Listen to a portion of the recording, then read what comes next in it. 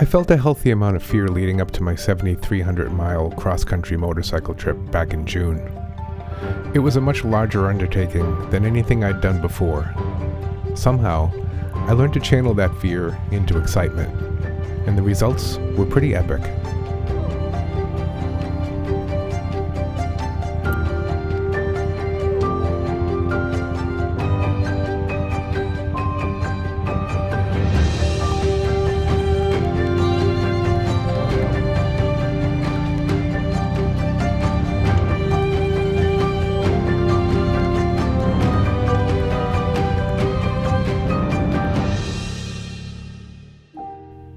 Taking to the road that first day, I had no idea what to really expect. I was unsure about the weather, I was on a new motorcycle that I wasn't completely familiar with, and I had no real idea if my body, or my mind, was prepared for the journey. Something within me, though, forced me to put all that aside and just ride. The what-ifs became who cares, and the ambiguity of it all became determination. I was determined to have an adventure, one way or another, and so I accepted whatever came my way as just being part of the story.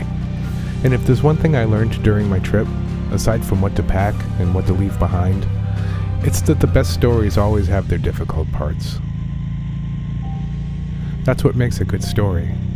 You overcome the difficulties, and in the end, you either fail or you succeed. And in the end, you have a good story.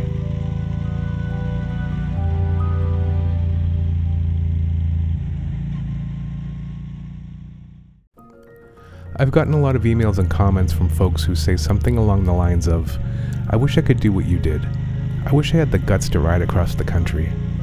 I wish I could get past the fear and anxiety and just do it." Believe me, I know this feeling all too well. Last year I made a video called Overcoming Motorcycle Fear and Anxiety, where I outlined some of the techniques I used to get out of the house and onto a motorcycle. But mustering the courage to ride around the block and riding across a continent are two totally different things. Or are they?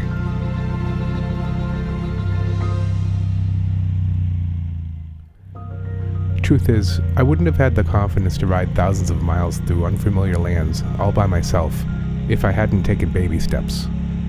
After a long break from riding, prompted in part by a close call that really shook me, I started small. I started watching riding videos and reading technique and safety books. Then I bought a scooter, and when I got comfortable with that, I bought a more powerful scooter. It wasn't long before I was back on a motorcycle, a 1200cc Triumph Bonneville, and it wasn't long after that I made the video about overcoming motorcycle fear and anxiety. I thought I had it all figured out, but I didn't. Soon I was plagued with thoughts like, if I crash this bike, will I ever have the courage to ride again? For whatever reason, that thought haunted me. So I made another video, this time called, What If I Crash? In it, I talked about this intrusive thought at length, but I didn't make that video for my YouTube viewers. I made it because I needed to talk about it. I needed to get it off my chest.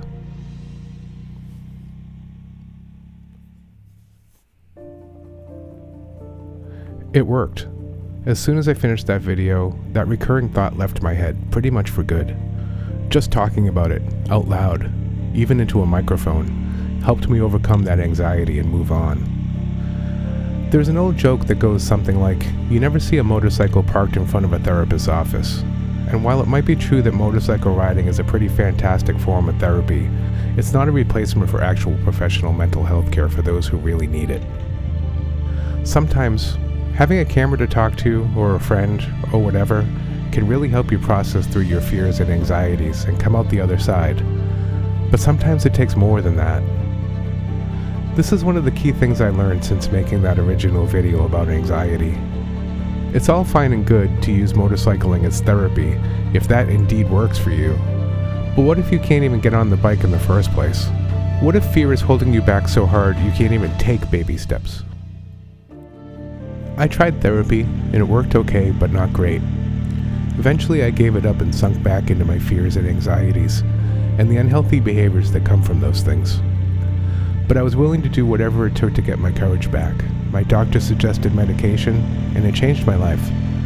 I can honestly say that without something to balance out whatever chemical imbalances exist in my brain, I wouldn't have found the courage to make the cross-country trip by motorcycle.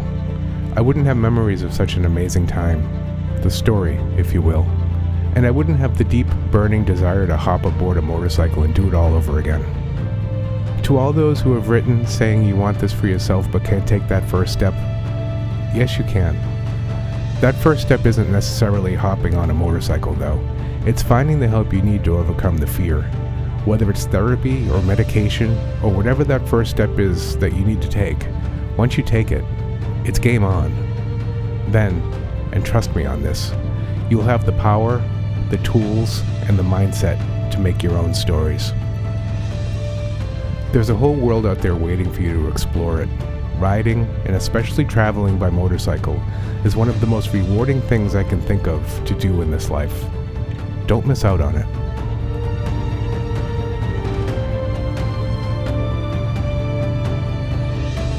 Thank you for watching, and thank you for reaching out.